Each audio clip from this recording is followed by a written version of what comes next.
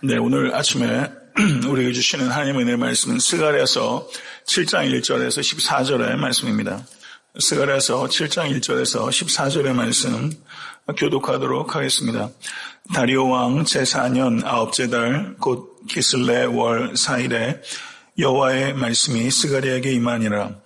그때 베델 사람이 사레셀과 레겜 멜렉과 그의 부하들을 보내어 여호와께 은혜를 구하고 만군의 여호와의 전에 있는 제사장들과 선지자들에게 물어 이르되 내가 여러 해 동안 행한 대로 5월 중에 울며 근신하리이까 하매 만군의 여호와의 말씀이 내게 임하여 이르시되 온 땅의 백성과 제사장들에게 이르라.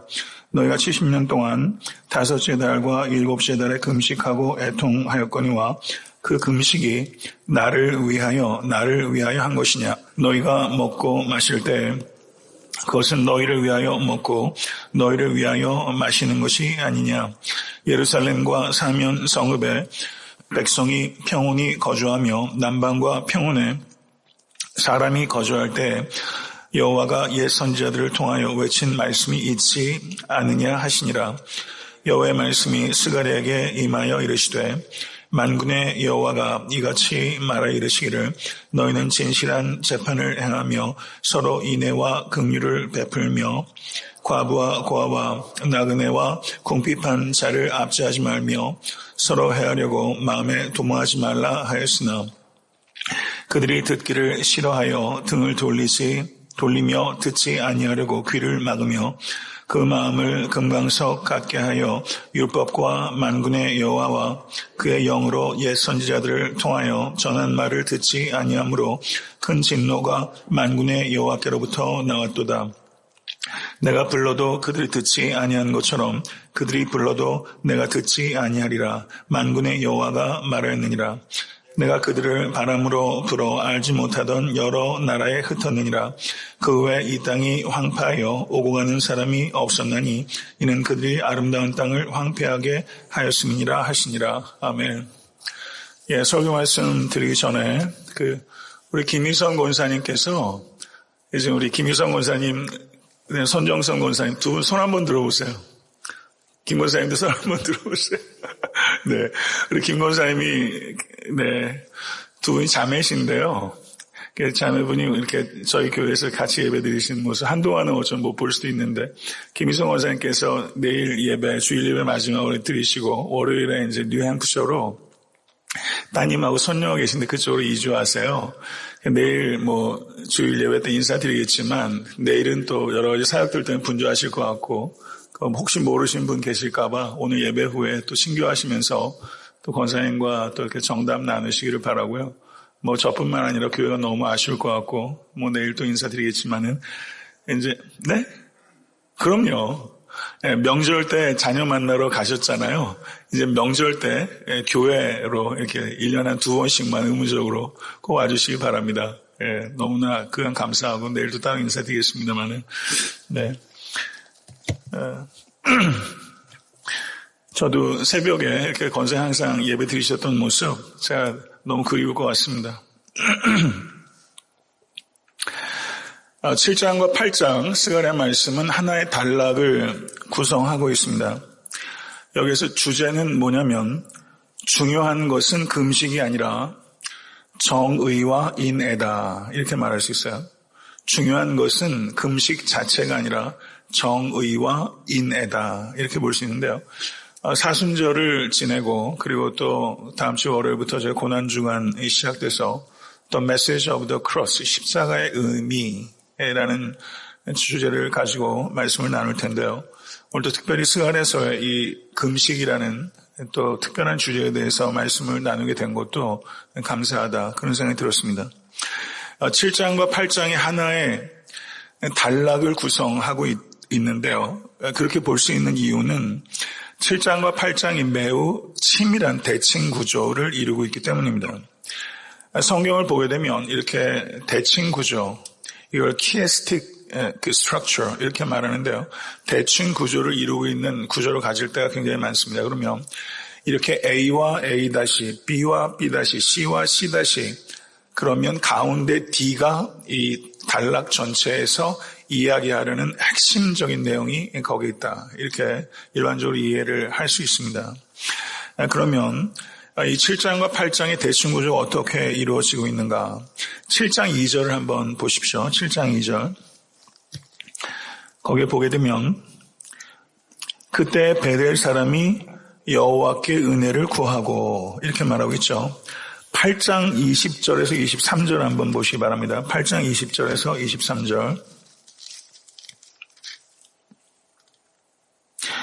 이 성읍 주민이 저 성읍 21절 보세요. 저 성읍에 가서 이르기를 우리가 속히 가서 만군의 여호와를 찾고 여호와께 은혜를 구하자면 나도 가겠노라 하며 많은 백성과 강대한 나라들이 예루살렘으로 와서 만군의 여호와를 찾고 여호와께 은혜를 구하니라. 이렇게 말하면서 7장 2절에선 베델 사람이 여호와께 은혜를 구하고 8장 제일 마지막 부분에서는 여러 나라의 백성들이 여호와께 와서 은혜를 구하고 이렇게 대칭한다는 겁니다. 그리고 7장 3절을 보십시오. 내가 여러 해 동안 행한 대로 5월 중에 울며 근신하리이까 이렇게 금식을 지속해야 되는가에 대한 여부를 질문했습니다. 이에 대한 대답이 어디 나오냐면 8장 19절에 나옵니다. 8장 19절 보게 되면 이렇게 말합니다. 만군의 여호와가 이같이 말하노라. 넷째 날의 금식과 다섯째 달의 금식과 일곱째 달의 금식과 열째 달의 금식이 변하여 유다 족속에게 기쁨과 즐거움과 희락의 절기들이 되리니 오직 너희는 진리와 화평을 사랑할지니라. 이렇게 말하면서 금식이 축제가 될 것이다. 그리고 오직 너희는 진리와 화평을 사랑할지니라. 그러니까 정말 중요한 건 무엇입니까? 진리와 화평을 사랑하는 것이다. 이렇게 주님께서 대답하셨다. 이렇게 볼 수 있는 것이죠. 그리고 7장 4절에서 7절을 보시게 되면 오늘 권사님께서 이 부분을 이야기하셨는데요. 7장 4절 7절을 보게 되면 이 질문에 대해서 그 금식이 나를 위하여 한 것이냐 이렇게 말하면서 7장 4절 7절까지는 이스라엘 백성들의 의미 없는 금식에 대해서 하나님께서 비판하신 부분입니다. 그리고 이에 상응하는 부분이 8장 16절에서 17절이에요. 8장 16절에서 17절 한번 보시기 바랍니다. 8장 16절 17절 다 같이 읽겠습니다. 너희가 행할 일은 이러하니라. 너희는 이웃과 더불어 진리를 말하며 너희 성문에서 진실하고 화평한 재판을 베풀고 마음에 서로 해하기를 도모하지 말며 거짓 맹세를 좋아하지 말라. 이 모든 일은 내가 미워하는 것이니라. 여호와의 말이니라. 아멘. 무의미한 금식에 대해서 비판하고 그것에 대해서 8장 16절 17절에서 얘기하는 것은 금식 자체가 무용하다, 의미가 없다 이런 얘기가 아닙니다. 거짓 금식은 아무 의미가 없다 이런 뜻이고 그러면 정말 중요한 건 무엇이냐? 예전, 금식을 비롯한 여러 가지 예전, 종교적인 의식은 윤리가 뒷받침되지 않으면 의미가 없다는 뜻입니다. 그러니까 예전보다 중요한 것은 순종이고 그리고 그 순종은 정의와 인애를 통해서 표현된다 이렇게 말할 수 있습니다. 정의, 인애는 여기서 인애라고 번역되고 있는 것이 헤세드예요. 헤세드. 정의와 헤세드. 헤세드는 굉장히 폭이 넓은 단어입니다. 굉장히 여러 가지로 번역이 돼요. 사랑이라고 번역할 수 있는 말이에요. 인애라고 번역이 되지만 그러니까 정의와 인애, 그러니까 정의와 사랑, 진리의 빛과 사랑의 열, 이 두 가지 제가 우리 교회가 이야기하는 주된 내용 중에 하나가 이것이죠. 정의는 빛이라면 사랑은 열입니다. 그래서 사랑은 정의로 방향을 갖게 되고 정의는 사랑을 통해서 온기를 갖게 되는 거예요. 그래서 사랑과 정의는 항상 결합되어야 되는 것인데 여기에서 이렇게 키에스틱 구조로 대칭하고 있다. 그 다음에 7장 13절에서 14절을 보게 되면 7장 13절에서 14절 한번 보세요. 내가 그들을 바람으로 불어 알지 못하던 여러 나라에 흩었느니라. 그 후에 이 땅이 황폐하여 오고 가는 사람이 없었나니 이는 그들이 아름다운 땅을 황폐하게 하였음이니라. 이스라엘 백성들의 불순종과 그것에 따른 하나님의 징계가 기록되어 있습니다. 그런데 8장 14절에서 15절을 한번 보세요. 8장 14절에서 15절. 만군의 여호와가 이같이 말하노라. 너희 조상들이 나를 경노하게 하였을 때 내가 그들에게 재앙을 내리기로 뜻하고 뉘우치지 아니하였으나 이제 내가 다시 예루살렘과 유다 족속의 은혜를 베풀기로 뜻하였으니 너희는 두려워하지 말지니라. 이렇게 말하면서 유대 땅의 황폐함을 이야기하셨는데 8장에서는 이 유대 예루살렘이 회복될 것을 이야기하고 있어요. 이렇게 대칭이 된다는 것입니다. 그리고 8장 3절에서 8절 상반절은 남은 백성을 위한 축복의 말씀이고 8장 9절에서 13절은 남은 백성을 위한 축복의 말씀으로 동일하게 대응하고 있습니다. 그러면 이 A, A-B, B-C, C-D, D-에서 이 F 가운데 핵심이 어디냐? 8장 8절 하반절입니다. 8장 8절 하반절. 8장 8절을 한번 보십시오.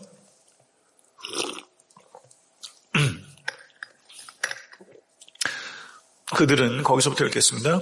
그들은 내 백성이 되고 나는 진리와 공의로 그들의 하나님이 되리라. 아멘. 그들은 내 백성이 되고 나는 진리와 공의로 그들의 하나님이 되리라. 7장과 8장의 핵심적인 키 센텐스는 여기에 있다. 이렇게 해석적으로 이야기할 수 있다는 것이죠. 네, 이렇게 일단 7장과 8장의 내용들을 지금 저희가 전체적으로 한번 이해를 했고 오늘 이제 7장의 말씀에 대해서 말씀을 나누도록 하겠습니다. 7장과 8장을 보면 7장 1절을 한번 보세요. 같이 한번 읽어보겠습니다. 다리오 왕 제4년 아홉째 달 곧 기슬레월 4일에 여호와의 말씀이 스가랴에게 임하니라. 4절 보세요. 만군의 여호와의 말씀이 내게 임하여 이르시되 8절을 보세요. 여호와의 말씀이 스가랴에게 임하여 이르시되 8장 1절을 보세요. 만군의 여호와의 말씀이 임하여 이르시되 8장 18절을 보십시오. 만군의 여호와의 말씀이 내게 임하여 이르시되 이렇게 하나님으로부터 말씀이 임하는 것, 이걸 신탁이라고 합니다. 신탁. 그렇죠? 타종교에서도 이런 언어는 써요. 신탁. 하나님의 신탁이 스가랴에 5번 임했어요. 그러니까 이런 구조를 가지고 이야기가 진행되는 거예요. 그러니까 우리가 성경을 읽으면 이게 도대체가 무슨 얘기인지 알 수가 없어요. 그러면 이렇게 차분하게 읽으면서 구조적으로 좀 분석을 해보면 이제 말씀이 튀어나오기 시작하면서 그 의미가 깨달아지는 것이죠. 그래서 차분하게 말씀을 이렇게 읽으시면서 말씀 속으로 들어가실 수 있게 되기를 바랍니다. 여기서 보게 되면 다리오 왕 제4년 아홉째 달 기슬레월 4일 주전 518년 12월 7일입니다. 스가랴서 1장 1절을 보게 되면 그 날짜를 비추어서 생각했을 때 스가랴가 예언 사역을 시작한 지 지금 2년이 지났을 때 이 7장 1절에 하나님의 신탁이 스가랴에게 임했어요. 2년 동안 스가랴가 예언자로 지금 섬겨왔다는 것입니다. 그런데 여기 보세요. 7장 3절, 2절, 3절 보시면 바벨론에서 포로로 귀환한 사람들이 이제 이스라엘 곳곳에 정착을 하지 않겠습니까? 베델은 예루살렘에서부터 북쪽 방향으로 17km 떨어진 곳인데 성경에서 매우 중요한 도시입니다. 그런데 그곳에 정착한 사람들이 사레셀과 레겜멜렉과 그의 부하들을 예루살렘에 있는 제사장들과 선지자들에게 보내서 질문을 던졌어요. 내가 여러 해 동안 행한 대로 5월 중에 울며 근신하리이까? 이렇게 질문을 했습니다. 그런데 이스라엘 백성들이 금식을 한 것이 성경에서 규정하고 있는 금식해야 되는 날은 대속제일, 하루입니다. 율법이 정하는 금식은 딱 하루예요. 그런데 그 남유다가 패망한 것이 주전 586년입니다. 586년에 패망한 다음에 포로 생활을 70년 하면서 이스라엘 백성들이 율법이 규정하고 있지 않은 금식일을 1년에 4차례 더했어요. 그래서 그 금식일이 5절을 보게 되면 7째 달 금식이 기록되어 있고 8장 19절을 보게 되면 넷째 달과 10째 달 금식이 기록되어 있습니다. 그러니까 1년에 넷째 달, 다섯째 달, 7째 달, 10번째 달 금식, 이렇게 4개의 금식이 덧붙여진 거예요. 그러면 넷째 달 금식은 무엇을 회상하면서 금식하는가? 바벨론 사람들이 예루살렘 성벽을 무너뜨리고 성 안으로 들어왔을 때를 회상하면서 금식하는 것이고, 5월의 금식은 5월 10일에 이루어지는데 지금 유대인들도 5월 10일에 금식합니다. 이때 주전 586년 솔로몬 성전을 포함해서 예루살렘이 불탄 것을 회상하면서 하는 금식이에요.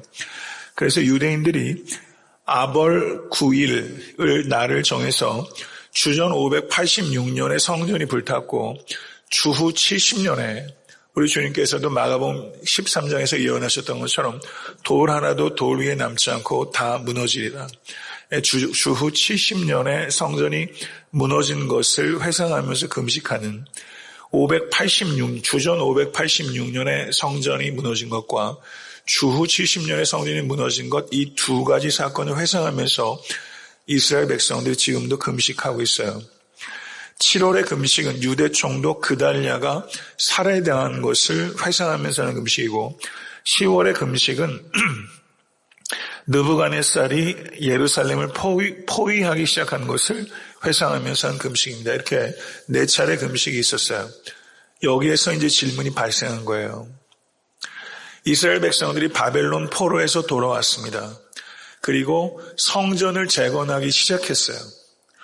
포로 생활이 끝나고 성전이 다 불타버렸는데 이제 성전을 재건하고 있으니 이제 금식을 더 할 필요가 있습니까? 금식의 동기가 없어진 거예요. 금식의 동기가 없어졌으니 이 금식을 지킬 필요가 있습니까? 하는 질문을 예루살렘에 있는 제사장과 선지자들에게 물은 거죠. 동기가 없어진 종교 행위를 계속해야 하는가? 이 질문이에요. 이거는 우리의 질문일 수 있는 겁니다. 그러면 이것에 대해서 4절과 7절을 한번 보시게 되면 이 질문에 대해서 하나님께서 되질문합니다. 첫 번째는요, 온 땅의 백성과 제사장들에게 이르라. 너희가 70년 동안 5째 달과 7째 달을 금식하고 애통하였거니와 그 금식이 나를 위하여 한 것이냐. 두 번째 질문, 너희가 먹고 마실 때 그것은 너희를 위하여 먹고 너희를 위하여 마시는 것이 아니냐. 우리가 그 사도 바울이 말했던 것처럼 무엇을 먹고 마시든지 하나님의 영광을 위해서 하는 얘기 나오죠. 딱 이제 그 말씀인데요.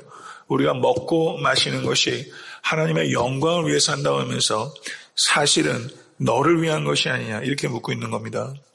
7절을 보게 되면 예루살렘과 사면 성읍의 백성이 평온히 거주하며 남방과 평원에 사람이 거주할 때 여호와가 옛 선지자들을 통하여 외친 말씀이 있지 않느냐 이렇게 말하고 있습니다. 하나님께서 베델 사람들에게 되질문을 했는데 이 질문의 초점은 너희의 금식이 너희들 자신의 이익을 위한 것이냐 아니면 나의 영광을 위한 것이냐 이렇게 묻고 있어요. 지금 우리는 예배자로 여기에 있습니다. 이 예배를 드리는 목적이 무엇입니까? 하나님께 드리는 예배입니까? 아니면 자기 자신을 위한 예배입니까? 우리가 가지고 있는 종교적 열심이 있어야 합니다. 그런데 그 종교적 열심의 궁극적인 동기가 무엇이냐? 이것에 대해서 지금 주님께서 질문하고 계신 거예요. 우리가 금식을 합니다. 그리고 사순절 기간 동안에 고난 중간에 금식하는 분들도 계실 거예요. 그 금식의 동기가 무엇이냐? 금식하면서 우리가 소원을 아뢰일 수 있습니다. 그러나 우리의 소원이 무엇인가? 소원을 점검해야 합니다. 이 소원이 내 문제를 해결하는데 우리의 문제를 가지고 하나님 이 문제를 해결해 주십시오라는 기도 자체가 금지된 게 아니에요. 그런데 궁극적인 목적이 무엇이냐? 하나님의 영광과 하나님의 나라입니다. 잘못된 동기를 가지고 좋은 것, 필요한 것을 할 수가 있어요. 잘못된 동기를 가지고 희생적인 일을 할 수 있어요. 무슨 말씀인지 이해하시죠? 잘못된 동기를 가지고 열심히 할 수 있어요. 이 문제가 있을 수 있다는 것입니다. 외적인 종교적인 행위가 매우 치열하고 그리고 절실하게 한다 할지라도 하나님과의 관계가 없이 그와 같은 종교적 열심을 할 수 있다는 뜻이에요. 그래서 우리가 가지고 있는 금식을 비롯한 모든 종교적 행위가 하나님을 믿고 하나님께 순종하려는 순수한 마음에서 비롯된 것이 아니라면 그것은 결국에는 자기를 섬기고 자기를 높이고 자기가 영광을 취하게 되고 그러면 그것에 대해서 하나님께서 기뻐하지 않으실 수 있다는 엄중한 경고의 말씀을 이것을 통해서 우리가 들어야 된다는 것입니다. 이기적인 동기로 금식하는 것보다 중요한 것이 무엇인지 아느냐? 이것에 대해서 하나님께서 말씀하세요. 8절과 9절의 말씀을 보십시오. 8장 8절에서 9절. 같이 한번 읽어보겠습니다. 여호와의 말씀이 스가랴에게 임하여 이르시되 만군의 여호와가 이같이 말하여 이르시기를 너희는 진실한 재판을 행하며 서로 인애와 긍휼을 베풀며 고바와 과부와 고아와 나그네와 궁핍한 자를 압제하지 말며 서로 해하려고 마음에 도모하지 말라 하였으나 이렇게 말하고 있죠. 윤리입니다. 윤리. 이 윤리는 정의와 인애예요. 이건 예루살렘이 멸망하기 전에 주셨던 말씀이에요. 그런데 이 말씀을 듣진 않았어요. 그런데 아까 읽었던 8장 16절 17절 말씀을 보세요. 너희가 행할 일은 이러하니라. 포로에서 돌아온 이스라엘 백성에게 주는 말씀이에요. 너희는 이웃과 더불어 진리를 말하며 너희 성문에서 진실하고 화평한 재판을 베풀고 마음에 서로 해하기를 도모하지 말며 거짓 맹세를 좋아하지 말라. 이 모든 일은 내가 미워하는 것이니라. 여호와의 말이니라. 7장 8절과 9절의 말씀, 8장 16절 17절의 말씀, 포로 되기 전에 주셨던 말씀, 포로 후에 주시는 말씀 똑같은 얘기예요. 하나님께서 우리에게 원하시는 것은 항상 똑같아요. 정의와 인애예요. 이것을 우리가 깊이 생각해야 합니다. 말씀드린 대로 예배와 윤리는 반드시 연결됩니다. 예배를 드리면서 윤리가 실종돼요. 현대 기독교, 특별히 한국 교회의 문제입니다. 윤리가 실종된 예배의 문제예요. 우리가 윤리로 구원하지 않습니다. 그런데 참된 예배자는 윤리적이 됩니다. 네. 이 문제에서 항상 이 문제 하나님은 동일하신 하나님이에요. 포로되기 전이나 포로된 후나 이것을 깊이 생각하십시오. 고아와 과부와 고아 나그네와 궁핍한 자는 가장 지극히 작은 자예요. 지극히 작은 자를 대하는 태도가 하나님을 대하는 태도예요. 믿으십니까? 이렇게 말씀하셨어요. 그 다음에 이어지는 그 이야기를 보겠습니다. 공동체의 정의를 증진시키고 공동체 내 지극히 작은 자에게 긍휼을 베풀라. 이게 하나님의 뜻입니다. 하나님의 뜻 구하시죠. 하나님의 뜻이 여기 있어요. 우리는 성경에서 명확하게 말하는 하나님의 뜻은 관심이 없어요. 동으로 가야 될까 서로 가야 될까 이 직업을 가져야 될까 말아야 될까 내 딸을 이 녀석한테 줘야 될까 말아야 될까 그런 일들에 대해서는 하나님의 뜻을 너무 구해요. 그런데 성경에서 말하는 하나님의 뜻은 관심이 없어요. 그런 일들에 대한 하나님의 뜻을 구별하기 위해서는요. 성경에서 분명하게 말하는 known will of God 하나님께서 명확하게 말씀하신 하나님의 뜻을 관심을 갖지 않는 사람은 우리가 흔히 말하는 하나님의 뜻을 사칭할 수 있습니다. 자기 합리화로 하나님의 뜻을 얘기할 수 있어요. 성경에 나오는 하나님의 뜻을 알려고도 하지 않고 이것에 순종하지도 않으려고 하면서 내 삶 속에서 부딪히는 이해관계와 이익과 관계되는 선택에 있어서 하나님의 뜻을 구한다. 낯간지러운 일입니다. 성경에 나오는 known will of God 이것에 순종하십시오. 그럼 unknown will of God 하나님 내가 이민을 가야 합니까? 말아야 합니까? 기도해야 돼요. 그런데 하나님의 뜻을 구해야 돼요. 그런데 그럴 때 하나님의 뜻을 구할 때 그런 unknown will of God 성경에 없는 얘기예요. 그런 unknown will of God를 분별하기 위해서는 known will of God를 우리가 순종할 때 그런 일들에 대한 분별력이 생겨요. 그런데 known will of God, 하나님께서 분명히 말씀하신 하나님의 뜻에 전혀 무관심하면서 unknown will of God, 그건 신앙이 아닙니다. 이것을 깊이 생각하신 여러분과 제가 될 수 있게 간절히 바랍니다. 불순종의 대가가 무엇인가? 11절에서 이어지는 말씀 한번 보겠습니다. 11절에서 12절 말씀 다 같이 읽겠습니다. 그들이 듣기를 싫어하여 등을 돌리며 향하여 듣지 아니하려 귀를 막으며 그 마음을 금강석 같게 하여 율법과 만군의 여호와가 그의 영으로 옛 선지자를 통하여 전한 말을 듣지 아니하므로 큰 노가 만군의 여호와께로부터 나왔도다. 여기서 한번 보세요. 듣기를 싫어하며 등을 돌리며 향하여 듣지 아니하여 귀를 막으며 마음을 금강석 같게 하여, 이렇게 말했어요. 혹시 여러분들 마음이 금강석 같지는 않습니까? 금강석 같아질 때가 있어요. 말씀을 묵상하다라는 말이 무슨 뜻인지 아십니까? 귀에 있는 돌을 파내다, 이런 뜻이 있어요. 말씀을 묵상한다는 것은 귀에 있는 돌을 파내는 거예요. 저도 귀에 돌이 가득 찰 때가 있어요. 파내실 수 있는 여러분과 제가 될 수 있게 간절히 바랍니다. 13절에서 14절을 보게 되면 이러한 이스라엘 백성들이 불순종이란 말은 듣지 않는다, 이런 뜻이에요. 한번 읽어보겠습니다. 13절과 14절. 내가 불러도 그들이 듣지 아니한 것처럼 그들이 불러도 내가 듣지 아니하리라. 만군의 여호와가 말하였느니라. 내가 그들을 바람으로 불어 알지 못하던 여러 나라에 흩었느니라.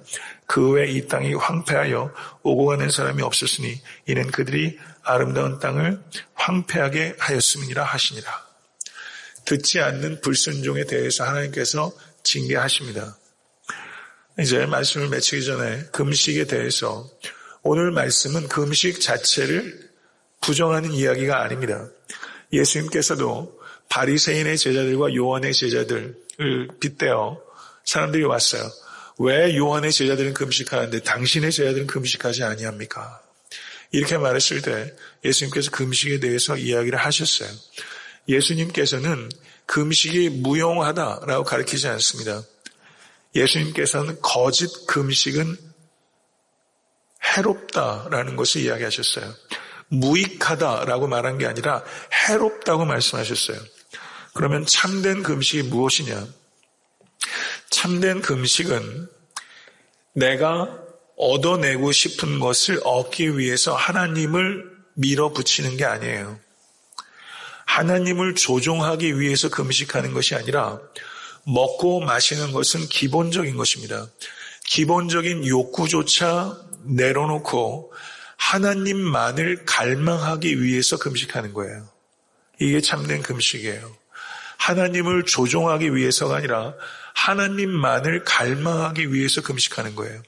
금식은 축복을 받기 위한 수단이 아니라 축복을 주시는 하나님을 더 사랑하기 위한 수단이에요. 믿으십니까? 축복을 받기 위한 수단이 아니라 축복을 주시는 하나님을 더 사랑하기 위한 수단이에요. 하나님을 더 사랑하게 되는 것이 최고의 축복인 줄로 믿습니다. 금식을 축복을 받기 위한 수단으로 사용할 때 금식은 비인격화됩니다. 그런데 축복을 주시는 하나님을 더 갈망하기 위한 수단이 될 때 금식은 인격적인 언어가 되는 거예요. 금식은 언어예요. 인격적인 언어예요. 기도가 무엇인가? 기도와 금식 외에는 이론주가 나아갈 수 없다. 사본에 따라서 조금 차이가 있지만 그렇게 말하는 부분이 있습니다. 마가복음 11장에서요. 기도는, 저를 한번 따라해 보세요. 기도는 보이지 않는 하나님을 붙잡는 것이다. 금식은 보이는 것을 포기하는 것이다. 기도와 금식이 이런 거예요. 기도는 보이지 않는 하나님을 붙잡는 것이고 금식은 보이는 것을 포기하는 거예요. 이 두 가지가 결합이 될 때 큰 믿음의 사람이 되는 것이고 큰 믿음의 역사가 나타나는 것입니다. 이것을 경험하실 수 있게 되기 바랍니다. 변화되기 원하십니까? 변화는 어떻게 이루어집니까? 은혜로 변화됩니다. 그런데 은혜가 어떻게 임합니까?